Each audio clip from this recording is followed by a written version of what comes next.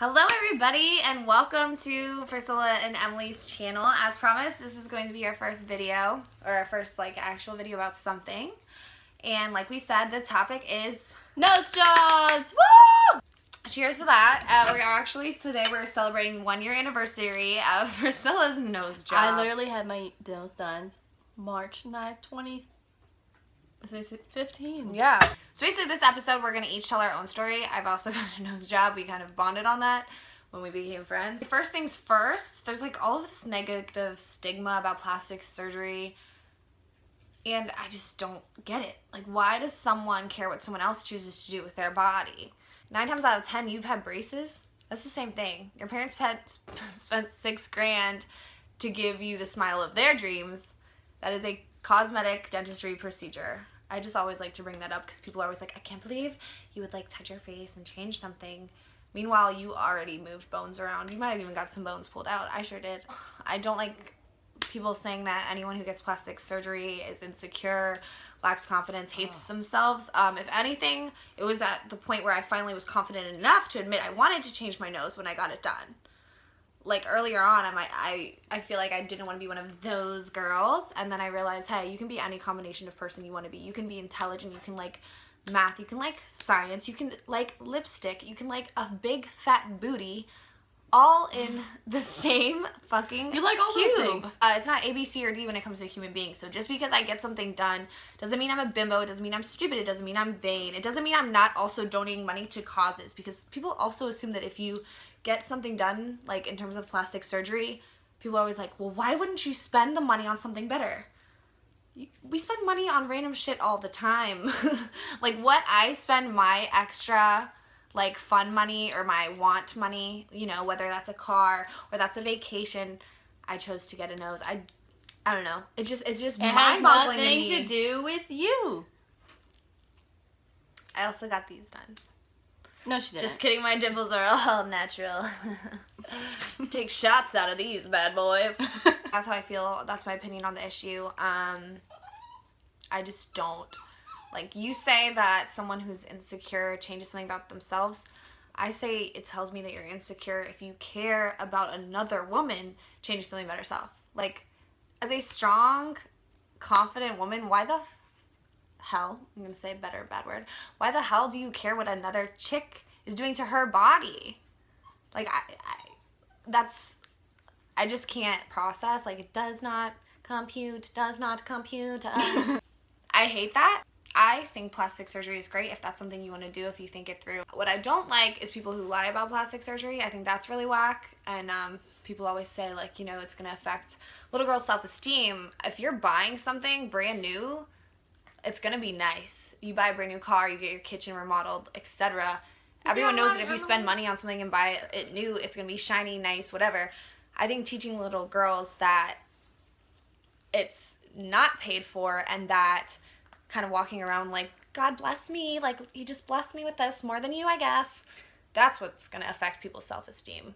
I mean, if you knew that someone paid for something, then obviously it's going to be nice and you know exactly why it's nice. I always found that in America, people try to oh no, I didn't get a nose job. No, my tits have always been like this. Every celebrity denies it. I just think that's really, really whack, and I think that you should embrace it. If you're going to pay and get something done and you can't even be confident about getting something done, then you probably shouldn't be doing it. Before I got mine done, I would watch a bunch of YouTube videos. I just didn't know what to expect. I didn't know what you said to the doctor. I didn't know what anesthesia was like. All of those things we're going to answer for you and each tell our own story. We both have the 2 most common procedures there are nose jobs, because if you do your research, if you're interested, you probably know this already. I actually got mine done locally here in Washington, D.C.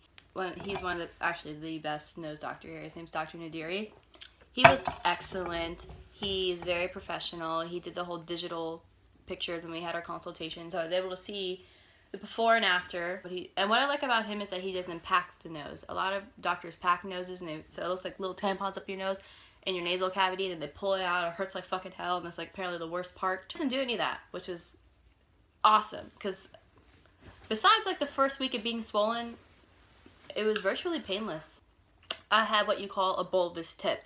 So the slope of my nose, this is all still my nose. This is all the same. The only thing he did was the tip of my nose. I had a bulbous tip, which is actually very common with like Latinas. My mom's half Cuban. A lot of Spanish people have this in their Not nose. saying it's necessarily a problem. It's not a That's problem. just how you identify that style of nose. Have you seen that Snapchat filter with the one with the nose? That is literally how I felt about my face before I had this whole thing done. I remember the day I went in. It was early in the morning. I wasn't. Did they make you eat anything? I wasn't allowed to eat For like an hour or something before. Yeah. I go in. I say, oh, hey, Dr. Madeira, I'm a little nervous. And, the little stupid talk like, oh, you'll be fine. It's not that serious. Literally, after that, ooh, ow. Like, I don't remember shit. Like, nothing at all. And then, when I wake up, it felt like no time had passed at all. It was very foggy. Sorry, I've heard this story before. It's That point. was about, like, the worst, the weirdest part is I was like, huh? I'm in Washington, D.C.? I remember, like, not knowing where I was for, like, 2 seconds, but then everything came back. And, like, my nose didn't hurt. I didn't really have any pain. I did have 2 black eyes, though, because since they had to rebuild cartilage in my nose. You can almost see, like, if I, you see how my nose is like a perfect triangle? Goes straight up. You can see what in it? It literally feels like, at least to me, when I first got the bandage off, because I had this bandage on for a good 2 weeks, and they gave me Vicodin, but honestly, didn't really need it. I still have it. I never really needed the painkillers. My nose didn't really hurt. The hardest part, though, and the shittiest part of the whole thing was, since my face was swollen on both sides, because they rebuilt cartilage on each side of my nose, and they cut an insert, and they flipped it up, I had to sleep perfectly straight, which was very hard. And remember you couldn't laugh? Remember you had to wear a weird... That's a story for a different day. I was not... We'll talk about police encounters in an episode, and we'll talk about the nose job story. Oh, yeah. Oh, my God. That story's hilarious. But I wasn't allowed to laugh. And then get this. My dad, he knows now, but he had no idea at the time that I had a nose job. It was hilarious. Actually, I had no idea. So I hid at her house for a while, which was a horrible idea, because I'm not allowed to laugh. And the doctor, Nadira, even told me, if you ever feel like laughing, hold your face like this, and don't laugh. And she would say stupid shit all the time, and make me fucking laugh. So I'd be like, it was horrible. But that was shitty for like a week, because if you laugh, the muscles where the cartilage connects will droop, and make your nose saggy. And which I did not need. I paid way too much money for that. I cannot have that happen. So when the bandage came off, like I said, it felt like the sensation of like fake nails. Like, there's something on top of your skin it's not your nose. It was rebuilt cartilage in my nose, so it just felt weird. Like, it didn't feel like the flat, like I couldn't push down on my nose. I still can't. So it was like, it was very weird feeling. But as I've healed, and especially in the wintertime, like when I first got it done, I really wanted to see what it looked like when it wasn't swollen. I would stick my nose like in the freezer for like 20 minutes, pull it out, because it would shrink. Your nose would shrink? Oh yeah. And now my nose is awesome. I could touch it. It doesn't hurt. I used to be really nervous about like being in crowds and being afraid to bump into people. People would bump into me, but it healed perfectly. And as I say every day, I literally call Emily and be like, Emily, I'm so happy I got my nose job. I'm so happy I did that. So I have no regrets. And Dr. Nadiri is a shit. Alright, so my nose job story. Mine begins as a young little girl. So I used to get really bad nosebleeds, and I think that started, to be honest, like a weird psychological thing with my nose. Because, like, I had this weird paranoia that if you touch it, it would grow bigger.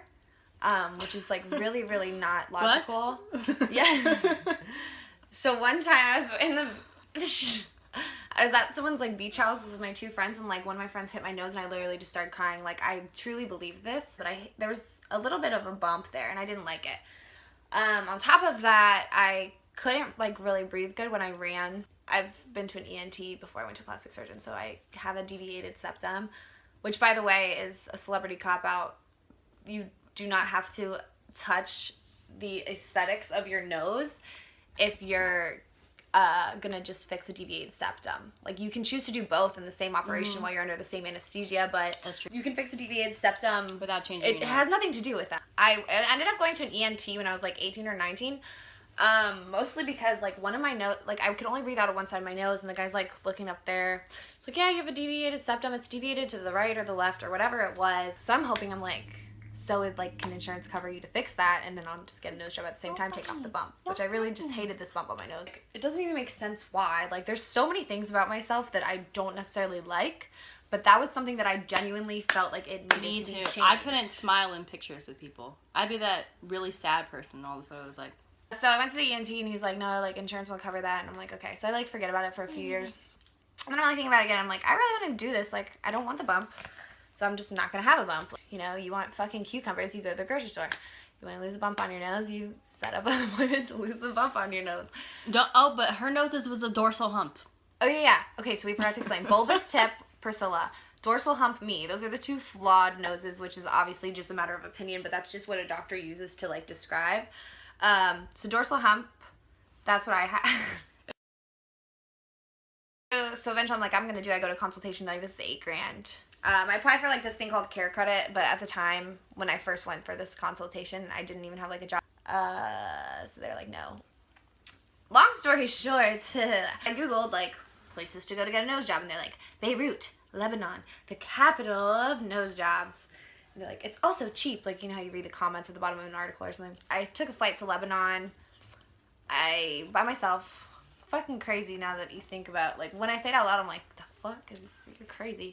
For $3,400, I got a 5-star hotel stay, so I just basically chilled at the pool. My flight and the surgery all together. I go the next day for my surgery, which I booked and done pictures and stuff online with the doctor. He was English speaking. He was a French doctor. He actually taught at the American Institute in Lebanon. I talked to him, and I'm like, let's go. Let's do it tomorrow.